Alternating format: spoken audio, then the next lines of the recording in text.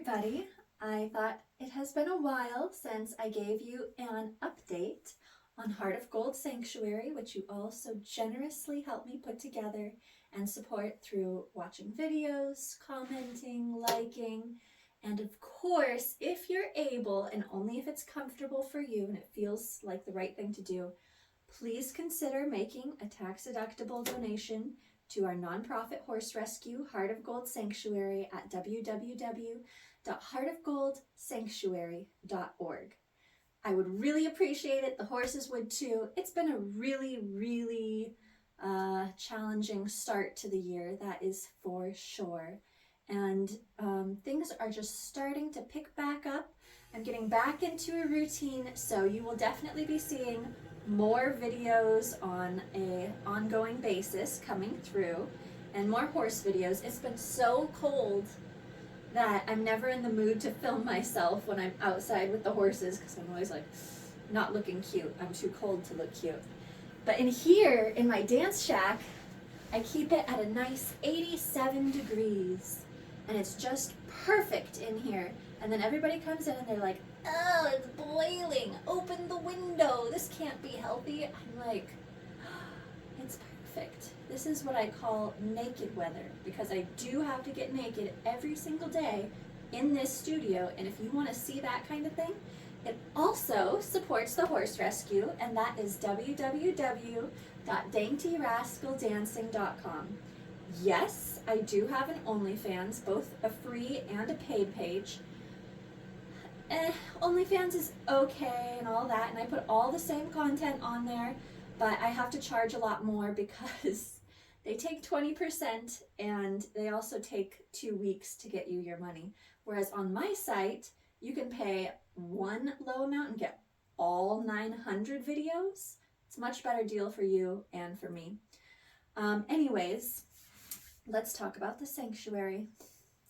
So, I had started so good last month with rehoming horses, and Tono, the beautiful, gorgeous, tall, white ex-racehorse who came to us, starved so badly. We didn't think he would make it. He made a huge recovery, amazing horse, loves to go, go, go. Well, we rehomed him to a riding school for girls up north, and they let me know that he has a heart murmur, and he can't be ridden all the time after all, and that he was too spicy, they said, their words, for the girls at the riding place. He is an ex-racehorse. He's in his 20s, so my goodness, I was like, he's just really got a lot of energy, lots of life in this boy. But it all turned out to be a blessing in disguise, because his wife, Shasta, who's this beautiful paint mare who sadly, her right knee is completely fused, so she can't bend her front right leg. She is crippled for life, and her other knee is also inflamed. I've been working on it. The other one I got to go down, but this right one, I mean, eventually there is something I can do, because I never say never, but you know, for now it is pretty bad.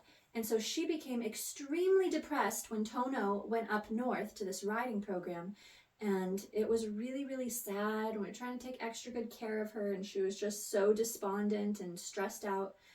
So Tono came back to us, and we put them in the arena together, and they just had a love day, and they just chased each other around. We're so happy, and now they are again inseparable, and if one is like more than 10 feet away from the other, it's a big problem. They will lose their minds. So now I have more horses again. Some other horses came in. Oh, they're all so cute though. Such good babies. On the bright side, we have horses ready to go.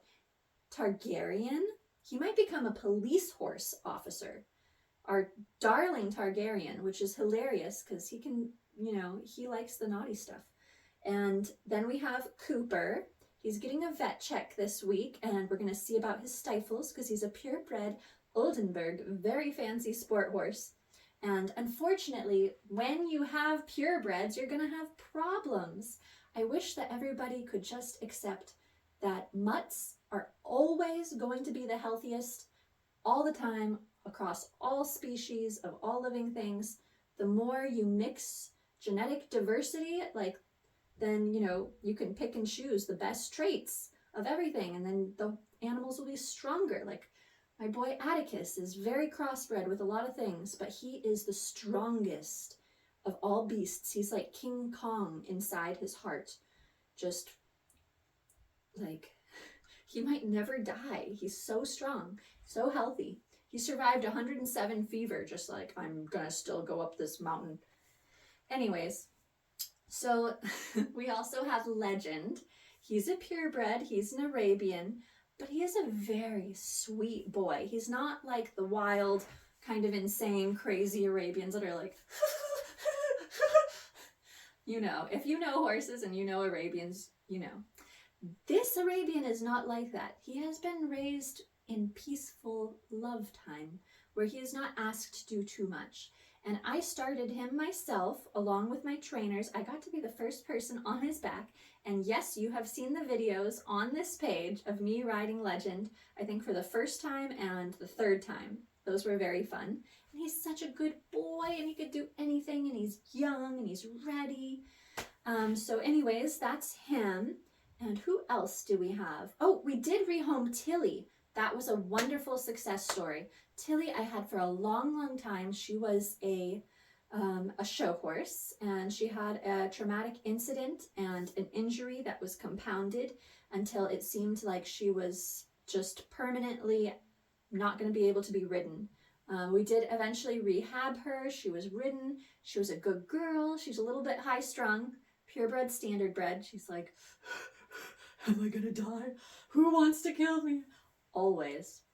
But she is in a happy home with a Mustang named Whiskey, and a very sweet woman takes care of both of those. And let's see, who else? Oh, we have Sahara, the buckskin. She's a purebred quarter horse, came from a fancy breeder that unfortunately got into her later years and wasn't able to take care of these horses anymore. So we got all those horses and found homes for 2 of them, and the third one is now looking for a home as well. Beautiful 8-year-old buckskin purebred quarter horse. Let's see, who else?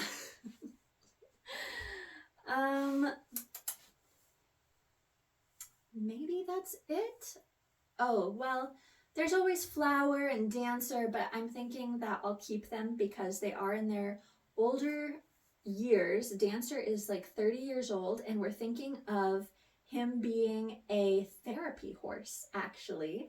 And my boyfriend is thinking of getting certified as a person who can take horses into hospitals, old folks' homes, all sorts of things, and bring some joy around, because Dancer, though he is a former stallion, just 6 months ago he came here as a stud. He was a child's horse, even as a stud, and the sweetest, most gentlest, most cognizant cuddlebug that you've ever met in a horse form.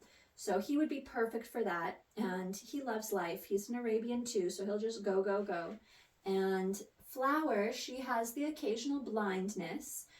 So I feel like if I rehomed her and, you know, people are like, I want to ride her, and then someday she goes fully blind again, it could end up in a situation where they're like, I don't want her anymore. And I love Flower. She's my little girl, so I think she'll stay. And, oh, we have Indy. Indy is actually available. We have a lot of people interested in Indy, but Indy is occasionally lame. So we're working on that, trying to get her perfectly sound, see how that goes. That one's just a waiting game. Anyways, that's what's up with the sanctuary. I greatly appreciate everyone who donated last month. Last month was really, really bad, I will say. And I got very little work done because I was super sad for a while and then just really stressed out. And so that was a bad month. But this month is shaping up to be spectacular. Joy has returned, and I'm here to share it with you. Anyways, that's just my brief update, and I will think of a more fun video with the horses when it's sunshiny out tomorrow. Right now it's cold and dark.